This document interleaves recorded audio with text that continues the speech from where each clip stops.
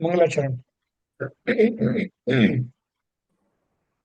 ओम नमः सिद्धेभ्यः। जय श्री ओम नमः सिद्धेभ्यः। जय श्री ओम नमः सिद्धेभ्यः। मंगलम भगवान वीरो मंगलम गौतमो गणे मंगलम कुंद कुंदाद्यो जैन धर्मोस्तु मंगलम। सर्वमंगल मांगल्यम सर्व कल्याण कारकम प्रधानम सर्वधर्माणां जैनम जयतु शासनम। जैनम जयतु शासनम। जैनम जयतु शासनम।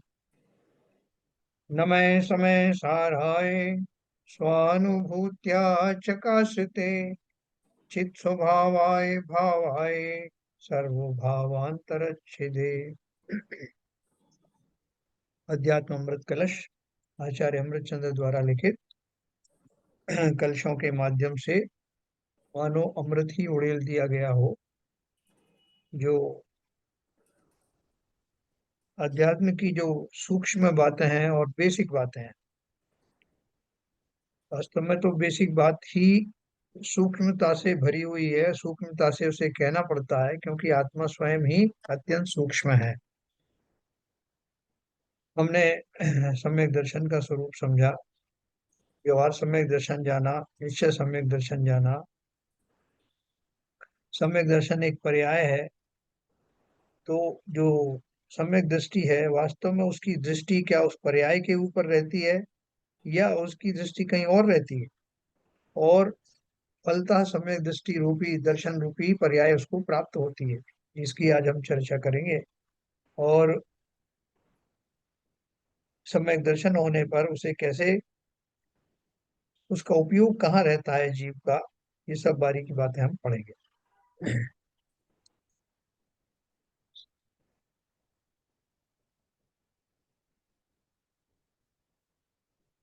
जब कल अपन ने ये पढ़ा था 16 पेज पे, प्रश्न था कि सत्यार्थ और असत्यार्थ को स्पष्ट कीजिए। हाँ, सत्यार्थ और असत्यार्थ को तो उन्होंने दिया था। वो पेज अभी मैंने खोला नहीं है। यहाँ सत्यार्थ का अर्थ निज के लिए उपादेय। सत्यार्थ और सत्यार्थ का अर्थ क्या बता रहे हैं यहाँ? सत्यार्थ का अर्थ निज के लिए उपादेय तथा असत्यार्थ का अर्थ निज के लिए अनुपादेय है। सत्य का अर्थ या असत्य का अर्थ नॉर्मल नॉर्मल कोर्स में मत लेना कि मतलब है ही नहीं, वो जो है सत्य नहीं है, या जो है वही सत्य है। यहाँ क्या बोल रहे हैं? सत्यार्थ और असत्यार्थ किस संदर्भ में लिया गया है कि अगर निज के लिए उपादेय है तो सत्यार्थ है, और निज के लिए अनुपादेय है तो असत्यार्थ है। ये परिभाषा यहाँ समझना। अब उसको आगे बताते हैं। यहाँ सत्यार्थ का अर्थ निज के लिए उपादेय तथा असत्यार्थ का अर्थ निज के लिए अनुपादेय है। संसार की उत्पत्ति तो पर संयोग से होती है और मुक्ति पर संयोग तोड़ने से होती है ना? अब यहाँ से पढ़ेंगे पर थोड़े शब्दों में कहें तो जोड़ तोड़ दो शब्दों में ही संसार मोक्ष का स्वरूप है। अपन जोड़ तोड़ शब्द बहुत यूज करते रहते हैं ना, कि क्या जोड़ तोड़ में लगे हो। तो ये बोल रहे हैं कि ये दो शब्दों में ही, एक शब्द में से संसार रिप्रेजेंट होता है और दूसरे शब्द से मोक्ष रिप्रेजेंट होता है। जोड़ शब्द बोले तो संसार है, और तोड़ बोले तो समस्त बंधनों से मुक्त होने वाला स्वरूप वही मोक्ष है। मुक्ति का अर्थ छूटना है। छूटना बिना बंध के नहीं होता, पहले बंद होंगे ना। अतः तब बंध भी सत्य है। इस अपेक्षा से सत्य है ना, बंध है तभी तो मुक्ति होगी। ऐसा प्रश्न उपस्थित होता है। लोग बोलेंगे अभी आपने परिभाषा कुछ और दी थी कि जो सत्यार्थ किसे कहा है, जो आपको उपादेय है वही सत्यार्थ है। तो आप बंध को सत्य मान रहे हो ना, तो बंध उपादेय है क्या? तो उन्होंने क्या बोला? छूटना बिना बंध के नहीं होता, अतः तब बंध भी सत्य है उस अपेक्षा से। ऐसा प्रश्न उपस्थित होता है। कहना होगा कि वह अपने स्वरूप में सत्य है। बंध का अपना स्वरूप है, उसमें वो सत्य है। पर मोक्ष मार्गी के लिए अनुपादेय यानी त्याज्य है, अतः उसके लिए वह बाधक है, अतः असत्य है, कुछ नहीं है। तो जहाँ अनुपादेय है उसको असत्यार्थ का। इसी तरह से जो व्यवहार न्याय की बात करते हैं, व्यवहार न्याय असत्यार्थ है, अभूतार्थ है, तो वो किस लिए कहते हैं कि मतलब उसको आखिर तक उसको पकड़ के रखना नहीं है, इसके लिए उसको असत्यार्थ कहा। उसका अर्थ ये नहीं कि वो काल्पनिक है। तो यहाँ एक प्रश्न पूछा किसी ने, प्रश्न पूछने वाले भी बहुत ज्ञानी है। और तो ये प्रश्न, हाँ बोलिए। इसको नए दृष्टि से सत्य को कितनी तरह से यहाँ प्रतिपादित किया है। हाँ आगे आएगा वो, नहीं, नए नए का सवाल। बंद बंद जो है, एक हाँ तो बंद को सत्य बता रहे हैं, हाँ हाँ और दूसरी तरफ बंद को क्या कहते हैं, असत्य बता रहे हैं, उपाधि अनापय उपाधि। हाँ, बिल्कुल सही है। देखो जैसे मैं बोल रहा हूँ आपसे कि व्यवहार न्याय, व्यवहार न्याय एक अपेक्षा से सत्य है, गलत थोड़ा है। अभी मैं व्यवहार न्याय से मैं चार गतियों में जाता हूँ, मैं ही मनुष्य बनता हूँ, मैं ही देव बनता हूँ, ये सब जो कोई काल्पनिक थोड़ी है, ये सत्य है। लेकिन असत्य अर्थ किस लिए है? क्योंकि ये गतियों में भ्रमण रूपी पर्याय है, वास्तव में मुझे मेरे लिए कोई काम की नहीं, इसलिए असत्यार्थ। काल्पनिक नहीं है इसलिए सत्यार्थ है, लेकिन मेरे काम की नहीं है इसलिए असत्यार्थ। यहाँ भी वही कहा उन्होंने कि बंद अपनी अपेक्षा सत्य है, बंद कोई काल्पनिक नहीं है, बंद होता है, लेकिन मैं बंद को पकड़ के बैठूंगा क्या? बंद को पकड़ के बैठूंगा तो मुझे मोक्ष होगा नहीं। इसलिए बंद मेरे लिए, मेरे लक्ष्य के लिए वो असत्यार्थ है, अनुपादेय है, मेरे लिए उपादेय नहीं। ये उन्होंने पहले ही उसकी परिभाषा में बता दिया, लिखा है ना कि मुक्ति का अर्थ छूटना है, छूटना बिना बंध के होता नहीं, अतः तब बंध भी सत्य है, ऐसा प्रश्न उपस्थित होता है। तो कहना हो, उसका जवाब में कहना होगा कि वह अपने स्वरूप में सत्य है, मतलब बंध रूप जो है फिनोमिना होता है, ये तो बात सत्य है, लेकिन मेरे लिए वो कोई काम का नहीं है, इसलिए अनुपादेय है, हे है, या असत्यार्थ है ना। तो वो असत्यार्थ शब्द को उन्होंने यहाँ पर उसको जस्टिफाई किया है कि अब मैं असत्यार्थ जो कहूंगा, सत्यार्थ का अर्थ काल्पनिक मत मानना। सत्यार्थ का अर्थ है कि मेरे लिए कार्यकारी नहीं। ठीक है सर। पर्याय दृष्टि, हाँ, कहाँ गए सीवीजन साहब? नहीं नहीं है ना? है क्या? अच्छा, फिर प्रश्न नहीं नहीं, पूछा है। निकल गए हैं शायद। हाँ निकल गए। अच्छा, मेरा इसमें क्वेश्चन ये था जी। कि ये जो बात उन्होंने बोली है कि मतलब जैसे अपनी कोई मुक्ति होती है तो मतलब ऐसे नियम के हिसाब से अपने को बंद होता है, और फिर उसके हिसाब से वो एक समय में भी हो सकता है। जरूरी नहीं है कि मतलब उसके लिए मेरे को बहुत समय से बंद हो, फिर उसकी तैयारी हो, फिर मैं जाऊं। वो तो एक समय में भी हो जाता है, वो तो एक नियम है बस। बाकी एक फिनोमिना तो है बंद का। हाँ, देखो वो तो एक फिनोमिना है, आप अनादि काल से हमारा बंद हो रहा है, ये सात तत्व जो है वो निरंतर चल रहे हैं ना। Correct correct correct correct. So मतलब जीव वो राशि, मतलब उसके लिए उसकी वजह से कुछ चेंज होने वाला नहीं है। नहीं नहीं नहीं नहीं, वो तो एक हाँ, प्रोसेस है। प्रोसेस है मतलब बस, हाँ, एक प्रोसेस। उससे जीव के जो पड़ाव है बीच बीच में जो आते रहते हैं, जीव का जो है आश्रव होता है, बंध होता है, संवर होता है, संवर निर्जरा का जो काल आता है, फिर संवर निर्जरा का काल हमारा भी आया होगा, जो हम समय दृष्टि बने रहे होंगे, करेक्ट उसके करेक्ट बाद मिथ्या करेक्ट। दृष्टि हो गए, तो हमारी निर्जरा भी हुई होंगी तो पार्शियली हुई, इस बीच हम फिर मिथ्या दृष्टि हो गए, तो फिर से वही प्रोसेस शुरू हो गया। नहीं, सही बात है।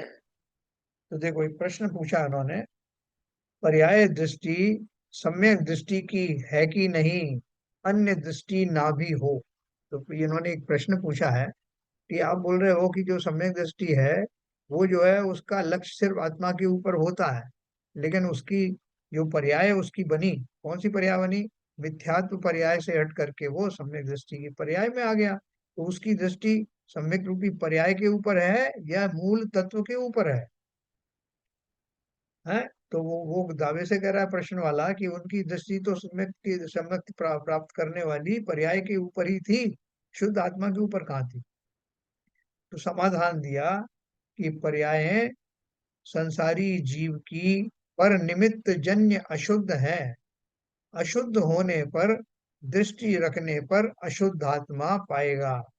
क्या बोल रहे हैं? पर्याय संसारी जीव की पर निमित्त जन्य अशुद्ध है, जितनी भी पर्याय हैं संसारी जीव की, वो कैसी है? संसारी जीव, उसमें मूल लगा दिया, वो सब अशुद्ध हैं। क्यों अशुद्ध है? क्योंकि उनमें कर्मों का संयोग मिला हुआ है, और कर्म जो है मुझे जो है शुद्ध नहीं बने रहने देते, इसलिए वो सब सारे जो पर निमित्त हैं वो अशुद्ध बनाने में ही निमित्त बनते हैं। इसलिए पर्याय संसारी जीव की पर निमित्त जन्य अशुद्ध हैं, और अशुद्ध पर दृष्टि रखने पर अशुद्ध आत्मा ही पाएगा, शुद्ध पर दृष्टि होने पर शुद्ध आत्मा को पाएगा। पर्याय अनेक हैं, द्रव्य एक है। आत्मा संसार में नाना पर्यायों में परिवर्तित हो रहा है, पर सम्यक दृष्टि की दृष्टि पर्यायों को गौण करके आत्मा के त्रिकालोद्भव अपने शुद्ध स्वरूप पर है। देखो प्रश्न क्या था? प्रश्न ये था कि वो जो व्यक्ति है जिसको सम्यक दर्शन हुआ, तो वो अभी जैसे मिथ्या दशा में हम और आप हैं, तो मिथ्या दशा में है तो हम बोलते रहते हैं भाई साहब मेरे को सम्यक दर्शन प्राप्त करना है। तो वो ये कह रहे हैं कि मुझे और कुछ लेना देना नहीं, जैसे और कुछ चीज प्राप्त करना है, धन प्राप्त करना, फला प्राप्त करना है, इसी तरह से मेरा भी उद्देश्य सारी सम्यक दर्शन वाली पर्याय को प्राप्त करना था। तो मेरी दृष्टि तो पर्याय पर रही ना, ऐसा प्रश्नकर्ता ने पूछा। तो उन्होंने जवाब क्या दिया कि भैया, उसको वो पर्याय घटित हुई, लेकिन लक्ष्य तो उसका शुद्ध आत्मा पर ही था। शुद्ध आत्मा पर लक्ष्य होने के कारण सम्यक दर्शन रूप पर्याय प्रकट हुई, लेकिन उसका लक्ष्य मात्र सम्यक दृष्टि रूपी पर्याय को प्राप्त करना नहीं था। सम्यक दर्शन जब भी होता है जीव को, कैसे होता है? जो उस आत्म तत्व, शुद्ध आत्म तत्व के ऊपर, उस शुद्ध तत्व की श्रद्धा करने पर, उसका चिंतन करने पर, उसके स्वरूप की ओर दृष्टि उपयोग को ले जाने पर, वो उसको जो अनुभूति होती है, उस अनुभूति के क्षणों को या उस परिस्थिति को, उस स्थिति को सम्यक दर्शन की पर्याय कहा जाता। तो उसने कैसे प्राप्त की उसको? ये यही सोच के थोड़ी की।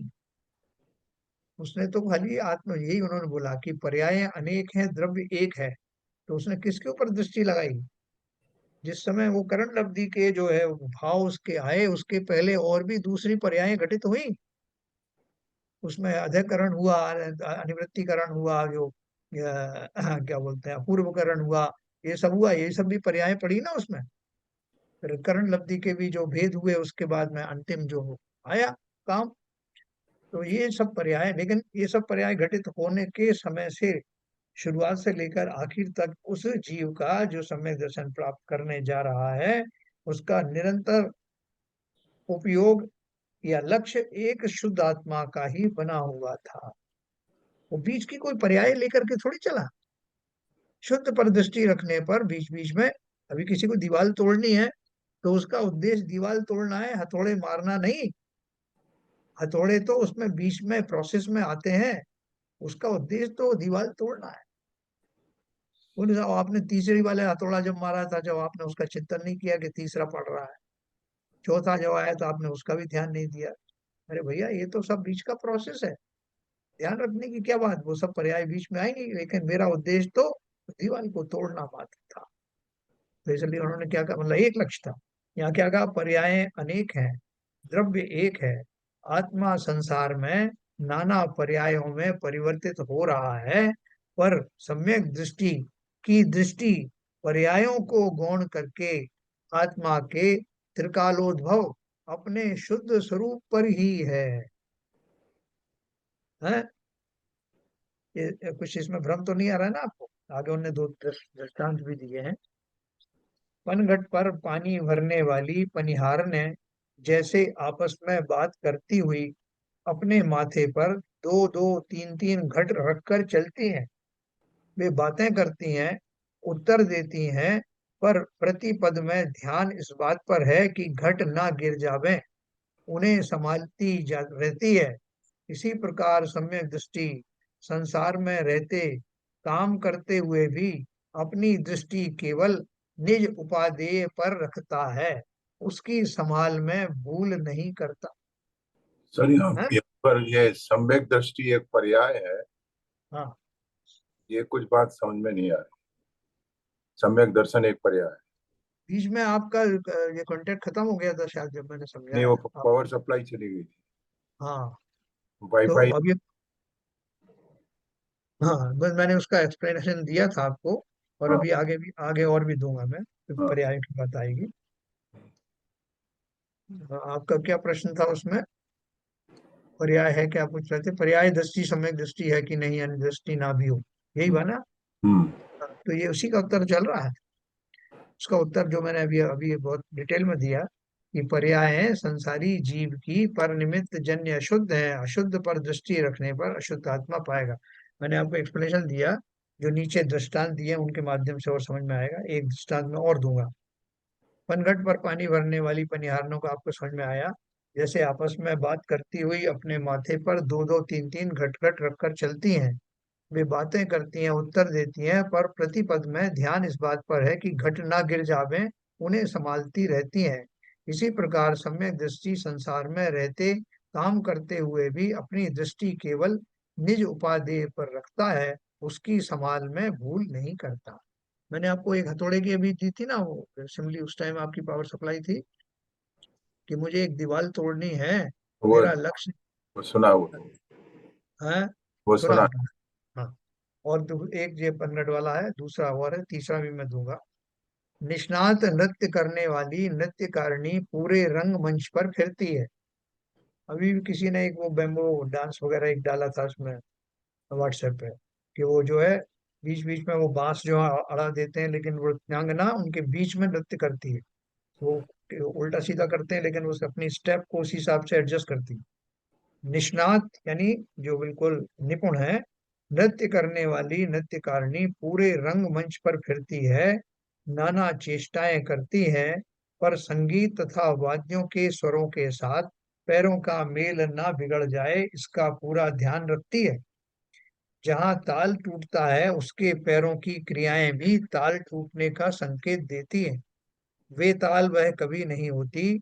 इसी प्रकार सम्यक दृष्टि संसार में विविध चेष्टा रूप नृत्य करता है, पर अपनी अंतरात्मा के संगीत की ध्वनि उसके भीतर गूंजती रहती है, उसे वह स्वप्न में भी नहीं भुलाता। हाँ? तो उसका अर्थ क्या है? निज स्वभाव की दृष्टि जिसे प्राप्त हुई है, सम्यक दृष्टि की बात कर रहे हैं ना अपन। किसी ने बोला कि वो जो सम्यक दृष्टि है, सम्यक दृष्टि तो बना अभी, सम्यक दृष्टि बनने से पहले जो मिथ्या दृष्टि जीव था, क्या उसकी दृष्टि उस सम्यक दृष्टि पने वाली पर्याय पर ही केंद्रित थी, कि भैया मुझे तो सम्यक दर्शन प्राप्त करना है, मुझे सम्यक दर्शन प्राप्त करना है, ऐसी ही माला जपता रहा क्या? तो उसका उत्तर उन्होंने दिया कि वो उसकी पर्याय के ऊपर दृष्टि नहीं, पर्याय तो घटित हुई, लक्ष्य तो स्व आत्मा था। शुद्ध आत्मा के चिंतन के कारण जो पर्याय प्रकट हुई, उस पर्याय का नाम सम्यक दृष्टि बना है ना? तो आपको जो आपका लक्ष्य क्या है, इस बीच में मैंने आपको बताया ना, बहुत सारी पर्याय हुई, चिंतन की बहुत सारी पर्याय हुई। उसमें जो आपकी 5 लब्धियां थी वो सब हुई, करण लब्धि हुई वो हुई, करण लब्धि के भाव हुए, अपूर्व करण अधः करण आदि के भाव हुए उसमें भी है। तो वो सारे जो पर्याय हुई, उसकी दृष्टि उन पर थोड़ी है। उसको तो मालूम भी नहीं कि अधःकरण हो रहा है, कैसा अपूर्वकरण हो रहा है, कि अब क्या हो रहा है। उसका लक्ष्य तो एकमात्र शुद्ध आत्मा थी, उन पर्यायों में कहीं फंसा नहीं है। तो जो प्रश्नकर्ता ने जो प्रश्न किया कि वो सारे टाइम यही सोचता रहा कि सम्यक दृष्टि रूपी पर्याय मुझे मिल जाए, नहीं, उसका लक्ष्य चिंतन तो वो था। तो क्या बोल रहे हैं, जैसे अभी जो अपन उदाहरण देते हैं ना द्रोणाचार्य वाली, कि एकलव्य के दिमाग में ये नहीं था कि मैं द्रोणाचार्य बन जाऊं। द्रोणाचार्य की अपनी स्थिति थी, मैं धनुर्धारी बन जाऊं, और इतना कुशल बन जाऊं कि जैसे वो है। तो धनुर्धारी बनने के ऊपर लक्ष्य था, इसलिए प्रैक्टिस की उसने। नहीं तो यही सोचता रहता, बस बैठ करके चिंतन करता रहता कि मैं द्रोणाचार्य बन जाऊं, तो कभी बनता क्या? तो ठीक उसी प्रकार से जिसका कोई लक्ष्य है बनने का, उसका जो लक्ष्य के ऊपर ही जोर होता है, और बाकी उन पर्यायों पर जोर नहीं होता। वो पर्याय तो उस लक्ष्य के माध्यम से घटित होती है ना? अभी देखो, और मैं आपको एक उदाहरण दूंगा। जब अपन कार चलाते हैं ना, तो कार चलाते मैं बहुत हैवी ट्रैफिक में से कार चला रहा हूँ, और उसमें मेरे पास में कोई बैठा हुआ है, मैं उसको बीच बीच में बोला, देखो ये देखो इधर एक्सीडेंट हो गया। देखो उस आदमी ने बिल्कुल ध्यान नहीं दिया, और वो सामने आ गया उसके। और उस टाइम में मैं अपनी गाड़ी भी संभाल रहा हूँ, मैं इधर उधर भी देख रहा हूँ, लेकिन मेरा पूरा उद्देश्य क्या है कि मेरी गाड़ी सही चले, उसके सामने को ना आ जाए, मैं कहीं घुस ना जाऊं, मेरा कोई चालान ना हो जाए, मैं सेफ रहूं। ये बैकग्राउंड में बना रहता है। और मेरा उद्देश्य ये है कि मैं सेफ गाड़ी चलाते हुए अपने गंतव्य पर पहुंच जाऊं। बाकी सब जो कुछ मैंने देखा, वो देखा और नहीं देखा जैसा है। वो ये रास्ते में आया तो देख लिया। ये सटीक एग्जाम्पल ये गंतव्य पर पहुंचना है, अपने को संभालना है, अपने वाहन को संभालना है, एकमात्र ये है।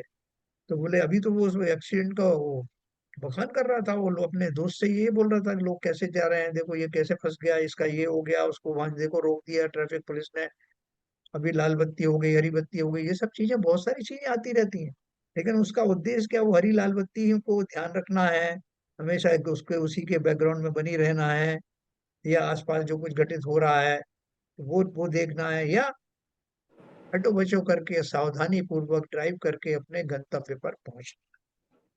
तो ठीक उसी प्रकार समय दृष्टि जीव एकमात्र लक्ष्य शुद्ध आत्मा की ओर रखता है। वास्तव में वो बीच में जो कुछ भी घटित होता है, वो पर्याय जन्य है, अलग अलग स्टेजेस पर्याय तो हैं। तो उन पर्यायों पर थोड़ी उसका उद्देश्य है, वो तो पड़ती है रास्ते में।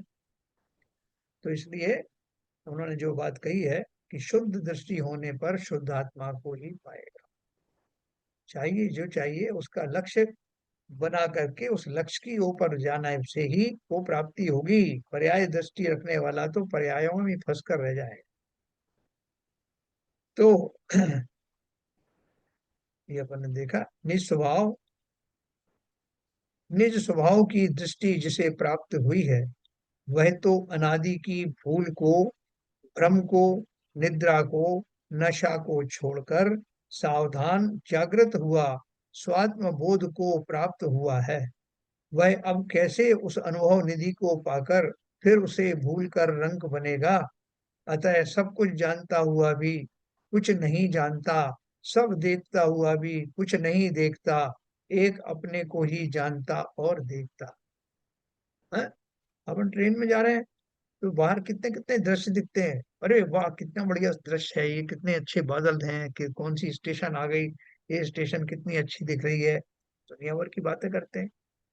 लेकिन हमें अपने गंतव्य पर पहुंचना है कि नहीं पहुंचना, और हमें अपने गंतव्य का, हमारा घर है साहब वहां पर, तो उसके प्रति जो हमारी अनुभूति है, जो ललक है, लाख रास्ते में बहुत अच्छी अच्छी स्टेशनें क्यों ना आ जाएं, लेकिन मेरा मन तो अपने गंतव्य पर लगा हुआ है ना। तो क्या बोल रहे हैं, निज स्वभाव की दृष्टि जिसे प्राप्त हुई है, वह तो अनादि की भूल को, भ्रम को, निद्रा को, नशा को छोड़कर सावधान जागृत हुआ, स्वात्म बोध को प्राप्त हुआ है। हाँ? जैसे अभी वो रिविजन साहब आए थे पिछली बार अमेरिका से, तो कहीं उनका वो जो फ्लाइट जो है दूसरी पकड़ ली, तो कनाडा चले गए या कहीं और चले गए।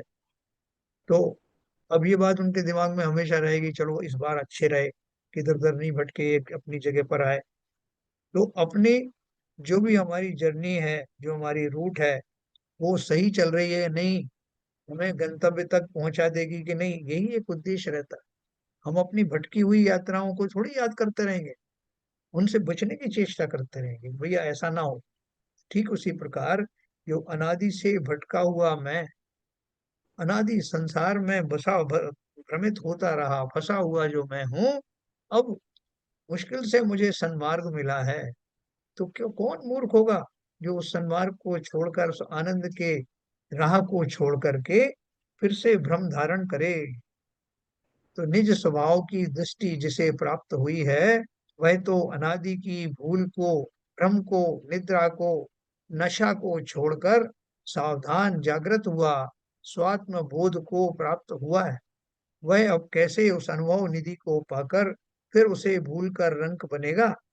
अतः सब कुछ जानता हुआ भी कुछ नहीं जानता, सब देखता हुआ भी कुछ नहीं देखता, एक अपने को ही जानता और देखता है। अपन प्रैक्टिकल जो हमेशा यही करते हैं कि कितने लोग जो है स्टेशन पे दिखे, कितने लोग मिले, किसी ने नमस्ते किया, किसी ने कुछ किया, लेकिन मैं अपने गंतव्य की ओर बढ़ता रहा, सबको नमस्ते करता हुआ चला गया।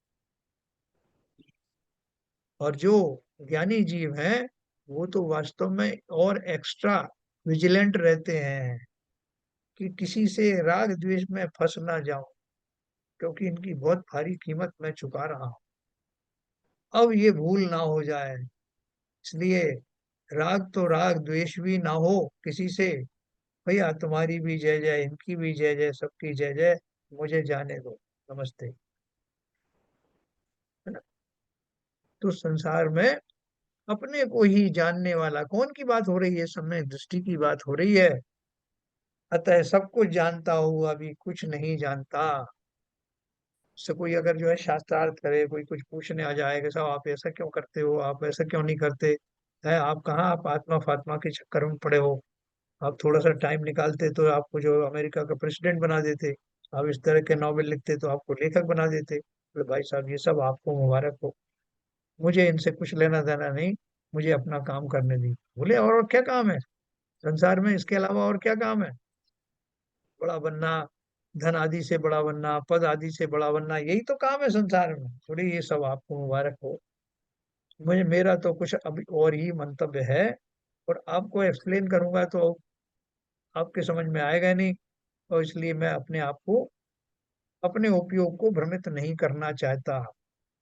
ऐसा उसका एकमात्र लक्ष्य होता है, किसी विवाद में नहीं पड़ता, किसी उलझन में नहीं पड़ता, किसी को समझाने में उलझता नहीं। एक आध बार कह दिया भाई ठीक है, आपको समझ में आए तो ठीक, नहीं अपना काम। तो एक अपने को ही जानता और देखता।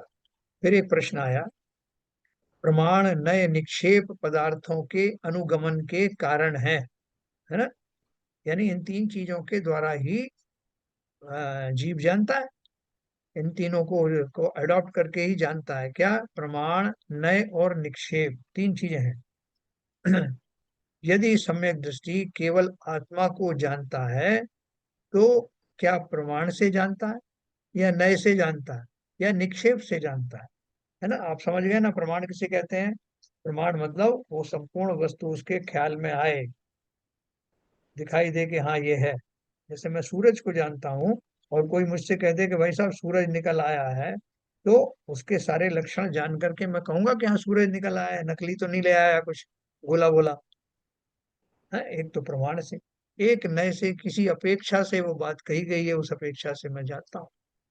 और तीसरी निक्षेप, जैसे मैंने जिनेन्द्र देव की मूर्ति को स्थापना निक्षेप से भगवान माना है, तो किसी ने प्रश्न किया कि सम्यक दृष्टि आत्मा को किस तरह से जानता है, क्या आत्मा उसको दिखाई पड़ गई, या किसी नए से जानता है, या किसी ने स्थापना कर दी आत्मा की उसे जानता है, और आप बोल रहे कि वो जानता है, या उनके उनके किन्हीं भेद प्रभेदों से जानता है? देखो प्रश्नकर्ता ने बहुत गहरा प्रश्न पूछा है। क्या बोलते हो साहब की जो आत्मा, जो सम्यक दृष्टि है वो अपनी आत्मा को जानता है, तो कैसे जानता है? इन तीनों प्रकारों में से कौन से प्रकार से जानता है? बस यदि इन प्रमाण, यदि है, प्रमाण से। प्रमाण से जानता है। देखें अब कैसे जानता है, भी आगे बताया उन्होंने। यदि इनसे नहीं जानता तो उसका जानना प्रमाण विरुद्ध, नए विरुद्ध और निक्षेप विरुद्ध होने से अप्रमाण है, कल्पित है, मिथ्या है। उसने तो अब वो आचार्य जी को एक को पकड़ ही लिया सीधा। बोल रहा है मुझे बताओ, आप जो सम्यक दृष्टि की इतनी महिमा बखान कर रहे हो, सम्यक दृष्टि जो है उस आत्मा को जानता कैसे है? अगर प्रमाण से नहीं जानता, अगर नय से नहीं जानता, निक्षेप से नहीं जानता, तो फिर जानने का सवाल ही नहीं। इसका मतलब ही है कि वो कोई जान मानता नहीं है, ऐसी झूठी बात कह रहे हो, मिथ्या है। इसका समाधान निम्न पद से श्री अमृत चंद्राचार्य स्वयं करते हैं, सुनना सबके काम की चीज। उदयति नय श्रीरस्तमेति प्रमाणम, क्वचिदपि चना विजो याति निक्षेप चक्रम, किम परम किम परम विदत्वो नाम्नि सर्वक पे अस्मिन् अनुभव मुपयाते भाति ना द्वैतमेव। क्या बोल रहे हैं, ये उनका लिखा है। संपूर्ण तेजों को नीचा कर देने वाले, देखो बहुत अच्छी उन्होंने उदाहरण दिया है। संपूर्ण तेजों को नीचा कर देने वाले इस आत्मानुभव के तेज अनुभव आने पर नयों की लक्ष्मी का उदय नहीं होता। प्रमाण भी अपने भेद प्रभेदों सहित अस्त हो जाते हैं। चारों निक्षेपों का समुदाय कहीं चला जाता है। हम यह भी नहीं जानते, और ज्यादा क्या कहें, उस समय दूसरा कोई पदार्थ सामने नहीं आता। अद्वैत आत्मा ही प्रतिभासित होता। देखो उन्होंने, ये तो उसका अर्थ है श्लोक का। भावार्थ क्या है, यहाँ सम्यक दृष्टि के अनुभव की बात है। सोने वाले से पूछें कि क्यों भाई, सो रहे हो क्या? यदि वह उत्तर देता है तो समझो कि झूठ बोलता है। अगर सोया है तो जवाब दिया तो उसने, इसका मतलब सो नहीं रहा था। और बार बार जब भैया सो रहे हो क्या, सो गए क्या, तो कुछ बोलो तो सही। अगर वो बोला तो इसका मतलब सोया नहीं। हाँ हाँ बोलता है तो समझो झूठ बोलता है, सो नहीं रहा। यदि सोता होता तो उत्तर कैसे देता, वह तो जाग रहा है। इसी प्रकार निज विशुद्ध आत्मा का जब अनुभव अपने पूर्ण तेज से उदित होता है, तब वह सर्वकष धाम है। अर्थात ऐसा तेज है जिस तेज के सामने दूसरे तेज ठहरते नहीं। तब उसके सिवाय सब अस्त हो जाते हैं। अस्त हो जाने का यह तात्पर्य नहीं है कि उसका अस्तित्व समाप्त हो जाता है। नहीं, उनका अस्तित्व उसकी दृष्टि में उस समय नहीं आता। यदि आवे तो समझ लो वह अनुभव की यथार्थ भूमिका पर नहीं है। आपने, लाइट चली गई थी तो आपने क्या किया, मोमबत्ती जलाई। एक मोमबत्ती से काम नहीं चल रहा था, आपने 10-12 मोमबत्ती जलाई। फिर भी आपको वो ठीक से पढ़ने में नहीं आ रहा था, जो काम आप कर रहे थे वो काम ठीक से हो नहीं पा रहा था। अचानक से लाइट आ गई और फुल वोल्टेज के साथ आई। पहले भी ले वोल्टेज कम ज्यादा आ रहा था, तो उसके एकदम चकाचौंध हो गई। अब सब चीजें, एक तो एक बार तो मैंने लाइट जो जल रही थी उनके ऊपर अपनी दृष्टि घुमाई और उसके बाद अपना काम करने लगा। अब मेरा काम में कोई बाधा नहीं आ रही। तो जो मोमबत्तियां जलाई थी वो काम में आ रही हैं क्या? बोले साहब वो तो काम में नहीं आ रही, तो आपको उनकी याद आई क्या, या वो बुझ गई? बोले नहीं साहब, ना तो वो बुझी, ना मेरे काम में आ रही थी, ना मेरा ध्यान अब उनकी तरफ जा रहा था। कहाँ जा रहा था ध्यान? मेरा ध्यान तो अब वो जो नेचुरल लाइट आई थी उसकी तरफ जा रहा था। उसी को देख रहा था, उसमें सब काम कर रहा था। तो बाकी मोमबत्तियों की उपस्थिति ज्वलन ज्वलन अवस्था में थी क्या? बिल्कुल थी। मैंने उनको बुझाया भी नहीं, बीच में नजर भी गई, यहाँ जल रही थी, लेकिन मेरे लिए कोई कार्यकारी नहीं। तो क्या बोल रहे हैं वो, सम्यक ज्ञानी पुरुष आत्म रुचि में जागते हैं, अनात्म रूप पदार्थों में सोते हैं। मिथ्या ज्ञानी अनात्म रूप में जागते व आत्म रूप में सोते हैं। तो वो जो ज्ञानी था जो अपना काम कर रहा था, उसको वो लाइट का पूछा, भाई साहब लाइट आ गई क्या? हाँ साहब आ गई लाइट। तो आपने मोमबत्ती उम्मत्ती बुझाई कि नहीं बुझाई? अरे बुझा देंगे, क्या दिक्कत है। वो जल रही कि नहीं जल रही होंगी साहब? हाँ देखा, देख रहा हूँ जल रही। तो कैसे उसने निरपेक्ष भाव से जवाब दिया? क्योंकि उसका पूरा लक्ष्य था कि कब लाइट आ जाए, और लाइट के प्रकाश के आते ही बाकी सब विकल्प उसके छूट गए, टूट गए। वो थे तो सही, उनकी उपस्थिति थी तो सही, लेकिन ना तो उनकी आवश्यकता थी और ना ही वो इतने आ, आकर्षक थे कि उनके ऊपर मेरा उपयोग चला जाता। ठीक उसी प्रकार से वो क्या बोल रहे हैं कि ये अनुभव था, कि आपने पूछा ना कि आत्मा कैसे आपको समझ में आई, प्रमाण से आई, नए से आई, निक्षेप से आई, इसका उत्तर चल रहा है। तो क्या बोल रहे हैं, सम्यक ज्ञानी पुरुष आत्म रुचि में जागते हैं, अनात्म रूप पदार्थों में सोते हैं। मिथ्या ज्ञानी अनात्म रूप में जागते हैं। मिथ्या ज्ञानी को आप बोल दो आप कि भाई साहब देखो कितना बढ़िया प्रवचन हो रहा है यार, होने दो भैया, ये फोन आ रहा है मेरे पास, शेयर मार्केट नीचे चला गया, आपको आत्मा की पड़ी हुई, तो वो उसका कहाँ ध्यान रहेगा? आत्मा के बारे में एकदम इग्नोरेंट। लेकिन बाकी सारा संसार जो है हमको जागृत है, कहाँ क्या हो रहा है, रुचि की बात है। वे आत्म रूप में सोते हैं। यह यथार्थ है, देखो आगे उसका उत्तर आएगा, यह यथार्थ है कि अनुभव सही वही है जिसमें अनुभूत पदार्थ के सिवाय अन्य कुछ दिखाई ना दे। ये अर्जुन से पूछा कि भैया अर्जुन जी क्या दिखाई दे रहा है, अपना अनुभव बताओ। बोले ना वृक्ष दिखाई दे रहा है, ना शाखाएं दिखाई दे रही हैं, ना ही वो चिड़िया दिखाई दे रही है। बोले फिर क्या दिखाई दे रहा है? बोले उसकी आंख दिखाई दे रही है। बोले बिल्कुल सही है, अनुभव के हिसाब से आप वहां पहुंच गए जहां पहुंचना था, तीर छोड़ दो। तो इन्होंने कहा यथार्थ है कि अनुभव तो सही वही है जिसमें अनुभूत पदार्थ, जिसको अनुभव किया जाना है, उसके अतिरिक्त और कुछ दिखाई ना दे। यदि उपयोग क्षण भर को भी लौटता है तो उतने क्षण वह अनुभव विहीन है।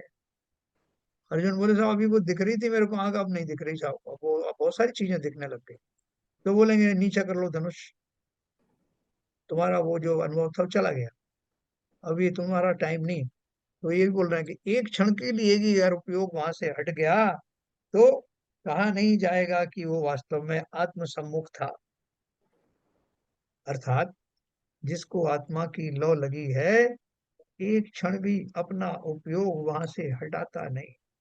उसमें ऊंच नीच तो हो सकती है, कम कंसंट्रेशन ज्यादा कंसंट्रेशन ये थोड़ा बहुत पर्यायजन्य तो हो सकता है, लेकिन वो उसके दृष्टि से ओझल नहीं होता। जब कोई वृत्ति या अवृत्ति सामायिक या जाप जपने बैठता है और अपने चित्त को पंच परमेष्टि की भक्ति में लीन कर देता है या तत्व विचार में लीन हो जाता है, तब उसे यह पता ही नहीं, ये पता है नहीं लगता कि वो कहाँ है, क्या कर रहा है। यदि उसका मन लौटकर पीछे देखता है कि कहाँ है वह, तो समझ लीजिए कि उसी क्षण वह अपने ध्यान से अलग हो गया, क्योंकि ध्याता ने ध्येय छोड़कर अपनी ध्यान पद्धति पर विचार करना प्रारंभ कर दिया है। कहना चाहिए कि ध्याता अपने पूर्ण ध्यान में हो तो केवल ध्येय पर ही दृष्टि टिक जाती है, अन्य सब पदार्थ दृष्टि से ओझल हो जाते हैं। अभी आप देखो अपने मंदिर में जो है पूजन कर रही हैं, बहुत सारी स्त्रियां बैठी हुई हैं और उनमें से बहुत सारी वाचाल भी होती हैं, दुनिया भर की बातें भी करेंगी वहाँ। और अपन बीचों बीच कोई आदमी बैठ के जाप दे रहा है, तो उससे बोला भाई साहब आप जाप कैसे दे रहे थे, इतने लोगों के बीच में आपको जाप देने में आपको दिक्कत नहीं हुई?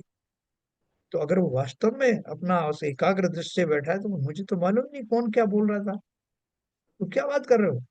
बोले हाँ सच में मुझे नहीं मालूम, मैं तो अपनी पूरी माला करके उठा। और उसके बगल में दूसरे लोग बोले बैठे हुए थे, उनसे बोला भाई साहब आपको मालूम है कि लोग क्या बात कर रहे थे, ये बातें कर रहे थे? बोले मुझे एक एक की बात पता है साहब, किसने किस स्त्री ने क्या प्रश्न किया, फिर दूसरी स्त्री ने क्या जवाब दिया, फिर तीसरे ने क्या प्रश्न पूछे, सबकी बात मुझे पता है। क्या समझते हो मैं क्या आंख बंद करके कान बंद करके बैठा हूँ क्या? आंखें बंद कर ली लेकिन कान से सब सुनाई दे रहा था। तो आप समझ जाएंगे कि कौन ध्यान की मुद्रा में था कौन नहीं। तो ठीक उसी प्रकार से दृष्टि से ओझल हो जाने का यह अर्थ नहीं है कि उनका अभाव हो जाता है ना। अब वो जो स्त्रियां बात कर रही हैं जिनका ध्यान उस तरफ नहीं गया, तो क्या वो ये मान लें कि कोई बात कर ही नहीं रहा था? स्त्रियां थी ही नहीं, क्योंकि ध्यान के काल में तो उनका एक बार भी ध्यान उधर गया नहीं। तो क्या ये मान लें कि वो थी नहीं?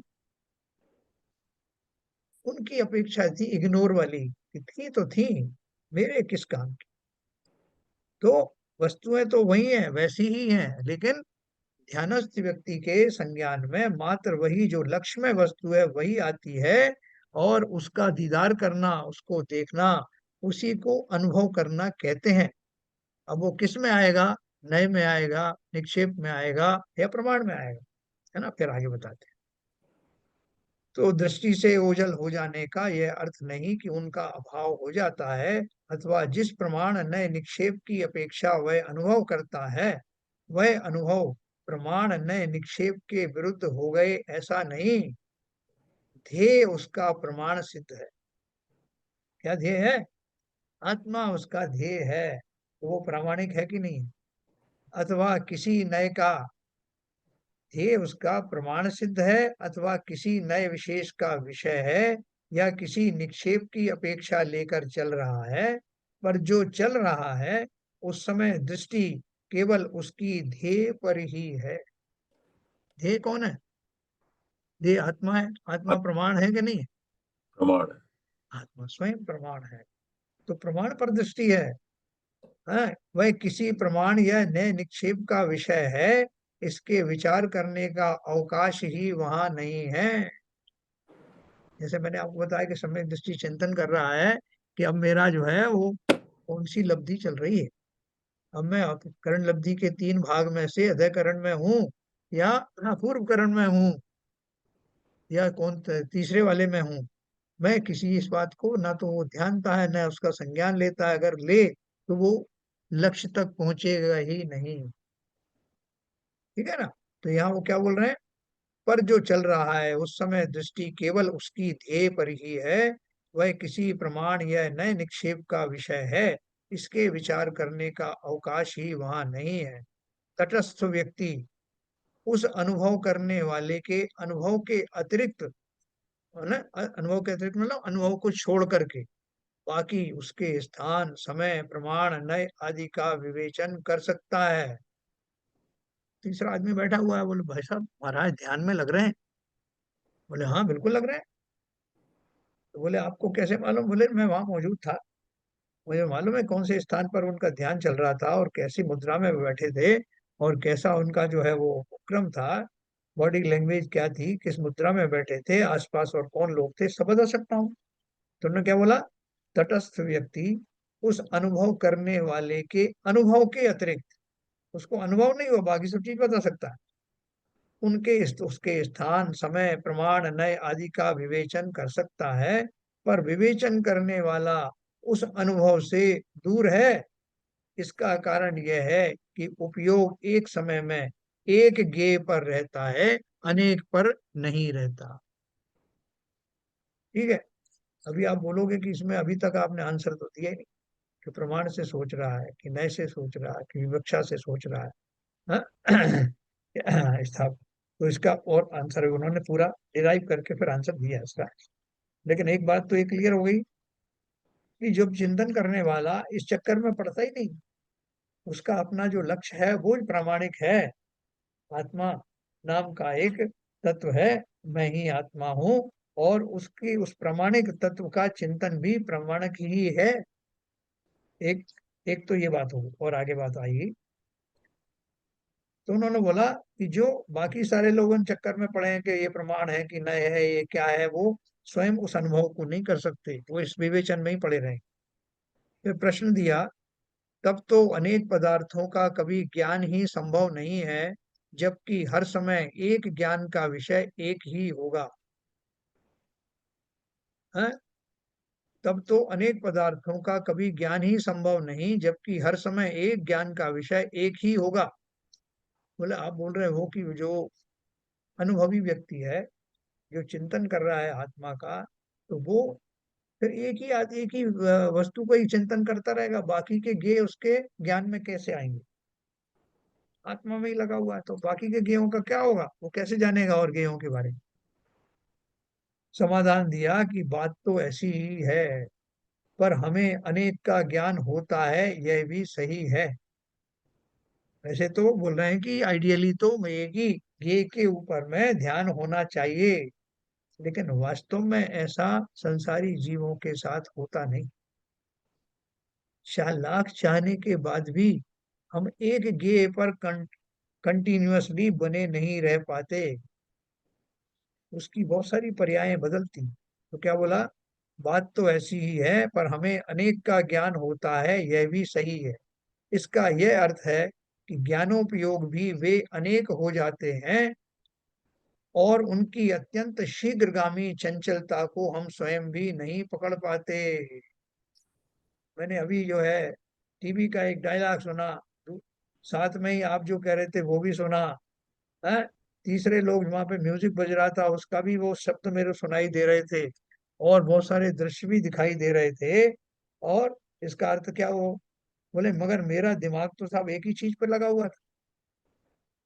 तो बोले एक एक आपने कहा कि एक वस्तु को पर ही उपयोग एट ए टाइम होता है, लेकिन मैंने तो भोजन भी किया, मैंने टीवी भी देखा, मैंने औरों की बात भी सुनी, एक बार में मैंने मल्टीपल चीजों को देखा, बिल्कुल देखा और सुना। लेकिन क्या हुआ कि हर क्षण में जब मेरा उपयोग किसी दूसरे के ऊपर गया तो उस क्षण मैंने उसको देखा। जब मैं भोजन कर रहा था तब मैं टीवी नहीं देख रहा था। तो क्या बात कर रहे हैं, आंखें खुली हुई थी, टीवी चल रहा था और भोजन कर रहा था। भोजन करने का अर्थ क्या है, जब रसना इंद्री उसका स्वाद ले रही थी उस समय आंखें भले ही कहीं भी स्थिर हों, उस दृश्य के प्रति मेरा उपयोग था ही नहीं। ऐसे बदल बदल करके मेरा उपयोग बहुत सारे गेयों में चला जाता है और मुझे पता भी नहीं चलता। बस ये कह सकते हैं, अनुभवन अनुभवन एक ही जगह हो सकता है। हाँ, वही बात। बाकी जो बाकी 10 से 50 हो, अनुभवन एक बार में एक ही जगह होगा। चाहे वो बस, उसका देखने का अनुभव कर लो, चाहे खाने का अनुभव कर लो, चाहे स्पर्श स्पर्श का अनुभव कर लो। बिल्कुल बिल्कुल बिल्कुल। तो बोलने इसको बोला है, हमें लेकिन अनेक ये बार ध्यान। लेकिन लेकिन ये जो गलतफहमी हो जाती है ना हमारा, क्योंकि एक समय में एक काम हो रहा है, लेकिन हमको कभी लगता है कि हम खाना भी खा पा रहे हैं, टीवी भी देख पा रहे हैं और फोन पे बात भी चल रही है। तो वो एक समय में इतनी तेजी से हो रहा है, और वो लेकिन वो तीनों काम हो तो रहे हैं, लेकिन तीनों अलग अलग समय में हो रहे हैं और तीनों का तारतम्य नहीं है, तो तीनों चीजें अच्छी तरीके से नहीं हो पा रही। बिल्कुल बिल्कुल बिल्कुल। नहीं, कई बार जो है आप इतने दक्ष हो जाते हो, जैसे आप गाड़ी चला रहे हो ना, कार चला हाँ, रहे हो, तो आप आपका उपयोग दूसरी जगह भी लगा हुआ है, उसमें नवकार मंत्र का वो भी चल रहा है, कैसेट भी चल रहा है। किसी ने बोला भाई साहब ये कब से बदला नहीं आपने, तो उसका जवाब भी दे रहा हूँ। सामने गाड़ी के सामने कोई आना जाए ये भी देख रहा हूँ, अगल बगल कोई वो पुलिस वाला तो नहीं खड़ा वो भी देख रहा हूँ, लाल बत्ती हुई कि हरी बत्ती हुई वो भी देख रहा हूँ, है सारे कार्य कर रहा हूँ, लेकिन एट ए टाइम एक ही काम करता हूँ। एट ए टाइम एक ही काम, बिल्कुल सही बात। कितनी जल्दी उपयोग बदलता है। हाँ, ये समय समय से भी कम यस, उपयोग बदलने एक में समय, टाइम नहीं लगता। एक समय लगता है बस, समय से छोटा कुछ होता नहीं। हाँ, समय। अतः तो बोल रहे हैं, इतनी तेजी से वो चलता है कि हम उसको पकड़ नहीं पाते। जैसे कौवे की जो आंख दो छेद होते हैं, लेकिन उसकी जो पुतली एक ही होती है। तो वो जब उसी पुतली जब दाहिने देखता है तो वही पुतली दाईं तरफ आ जाती है, और जब बाईं तरफ देखता है तो वही पुतली बाईं तरफ आ जाती है। अपन अपन सोचते हैं कि इस तरफ देख रहा है तो अलग पुतली होगी, जैसे हम लोगों की है। लेकिन वो एक ही पुतली इतनी तेजी से उसकी भ्रमती है कि सामने वाला समझ नहीं पाता कि इसकी एक ही है। ठीक है ना, ऐसे हमारा उपयोग एक एट ए टाइम एक ही जगह पर लगता है, हमें उतना जल्दी जल्दी उपयोग बदलने से ये भ्रम हो जाता है। भाई तो हमारी भी दो पुतलियां होती है, लेकिन जब किसी किसी को देखते हैं तो दोनों एक ही जगह कंसंट्रेट करती हैं। ऐसा नहीं हाँ, है कि उसे भी देख रहे हैं और एक समय में दो चीजों को देख रहे हैं। ऐसा नहीं होता। एक समय में हाँ, दो जगह देख रहे हैं, ऐसा नहीं हाँ। होता। अब कंसंट्रेट हम करेंगे देखने के लिए तो दोनों हम तो पुतलियां ऐसा एक ही जगह रहेंगी। हम तो ऐसा घूर के देखते हैं उसको, और साथ में जो कनखियों से देख लेते हैं, इसका कोई बचाने वाला तो नहीं आया है। तो बहुत कुछ देखते रहते हैं। अपने जो है अपन अपन पूजन भी करते हैं, साथ साथ ये भी देखते रहते हैं मंदिर में कौन आया, इसको पहले कभी देखा है क्या, ये नया व्यक्ति है क्या, वो सब आता। तो देखने वाले क्यों भाई साहब आप कहाँ इधर उधर भटक रहे, नहीं सर मैं तो पूजन कर रहा था, मुझे क्या मालूम कौन आया क्या हुआ, लेकिन मेरा ध्यान अवश्य जाता है। तो ये वही बोल रहे हैं, जो संसारी जीव हैं, तो संसारी जीवों का उपयोग बहुत चंचल होता है, और वो चंचल पने के कारण स्वयं भी नहीं जान पाते कि उनका उपयोग कितनी बार भ्रमता है। उनकी अत्यंत शीघ्रगामी चंचलता को हम स्वयं भी नहीं पकड़ पाते। अतः अनेक क्षणवर्ती नाना उपयोगों को एक उपयोग मानकर उसके विषय को यह ज्ञान ज्ञान नाना रूप जानता है ऐसा मानते हैं, कि हम बहुत वस्तुओं को जानते हैं ऐसा वो मानता है। संसारी जीव के क्रमवर्ती ज्ञान की यही स्थिति है। हाँ, केवली का ज्ञान ही एक क्षण में नाना पदार्थों का एक साथ ज्ञान प्राप्त करता है, किंतु संसारी का नहीं। केवल ज्ञानी एट ए टाइम अनंत वस्तुओं को देखता, जानता, समझता है। लेकिन मैं तो जब मेरा उपयोग एक पर लगता है एक ही को देख पाऊंगा, दूसरे क्षण दूसरे को उपयोग लगेगा तो उसको देख पाऊंगा। तो ये संसारी और उसकी ये विशेषता है ना। यह सिद्ध हुआ। देखो अभी वो बात क्या कर रहे हैं, तो काफी घुमा के लाए हैं। बस मैं आपको दो चीज तो अभी बता देता हूँ, आगे भी आएगा, कि वास्तव में इसको प्रमाण और नए या निक्षेप के चक्कर में पड़ने की जरूरत नहीं। आत्मा स्वयं प्रमाणिक है। आत्मा का, आत्म द्रव्य का चिंतन स्वयं भी प्रमाणिक है।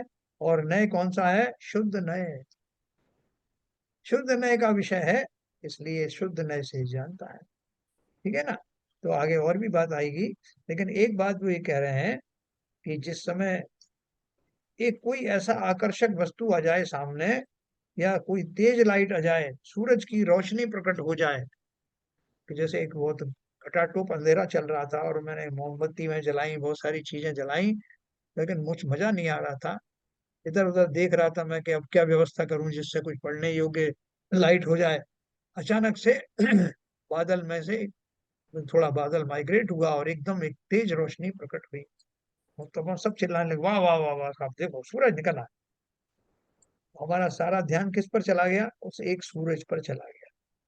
तो कोई ने कहा, भाई अब सूरज की अरे देख रहे हो, वो मोमबत्तियों को तो देखो जो ने आपने लगाई थी और ढूंढ रहे थे। सब बोले, अरे ये क्षण मोमबत्ती ढूंढने का थोड़ी, अप्रिशिएट करने का है, देखो सूरज महाराज निकल आए। यहाँ लिखा, यह सिद्ध हुआ कि जैसे सूर्य का तेज प्रकट होने पर चंद्रमा इतना फीका पड़ जाता है कि जिसे आंख पात समरंक हिंदी वक्तावर में कहा है, दीपक, बिजली, लैंप आदि संपूर्ण पास रखे हुए प्रकाश भी उसके तेज में विलीन हो जाते हैं और लोगों को केवल एक ही प्रकाश दिखता है। तारागण तो प्रयत्न के बाद भी अपना अस्तित्व तक नहीं बता पाते। इसी तरह शुद्धात्मा के अनुभव के समय उसके सिवाय अन्य कुछ प्रतिभासित नहीं होता। अकेला अद्वैत वही प्रकाशमान होता है?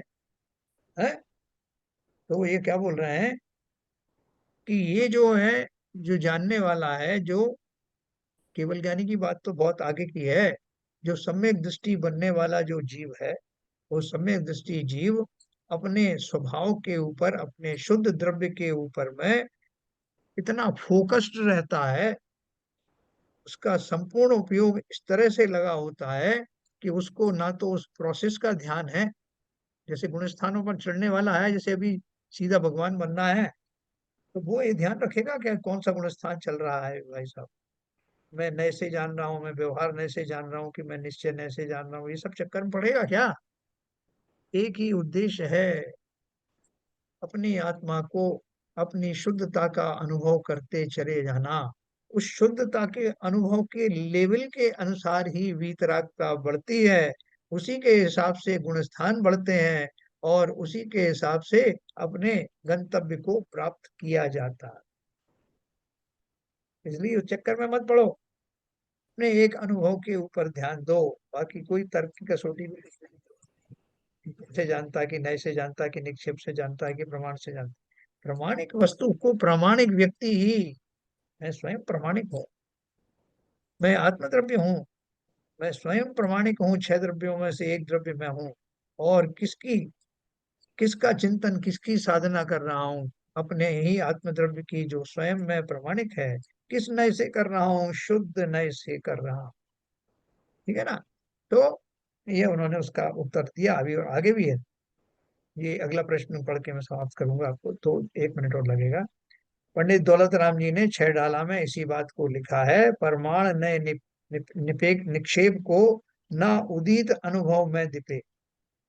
17 प्रश्न है, अनुभव के समय उसे प्रमाण नए निक्षेप ना दिखे तो ना दिखे, पर वह अनुभव क्या अप्रमाण है? यदि नहीं है तो किस प्रमाण यह नय का विषय है? समाधान दिया, यह शुद्ध नय का विषय है। इसी बात को आचार्य श्री ने जिस पद्य में प्रकट किया है वो अपन कल पढ़ेंगे। शुद्ध नय का विषय है, और विषय क्या है? वो शुद्ध तत्व ही उसका विषय है। ठीक है ना? चलो अपन कल इसको और आगे पढ़ेंगे। मैंने कोशिश की आपको ये समझाने की, अब मुझे पता नहीं कितना कामयाब हुआ। तो ठीक है शैलन जी? हाँ बिल्कुल ठीक है सर। चलिए, कल कोई भी प्रश्न होंगे आपके, देखो वैसे तो आचार्य ने इतने सारे उदाहरण दिए हैं कि अपन को कुछ और जोड़ने की जरूरत नहीं है। फिर भी अपन अपनी बुद्धि के अनुसार जो अपने समझ में आ जाए उस भाषा में अपने दृष्टांत भी उसमें जोड़ देते हैं। ठीक है नहीं सर? बिल्कुल सही। चलिए, जिनवाणी स्तुति करेंगे। जय प्रकाश।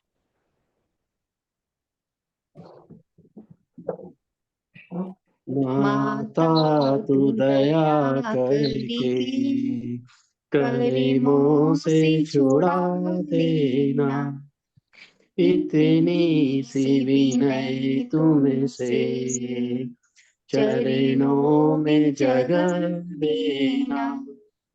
माता जी में भटका हूँ, माया के अंधेरे में कोई नहीं मेरा है, इस कर्म के वेले में कोई नहीं मेरा है, तुम्हें धीरे बंधा देना।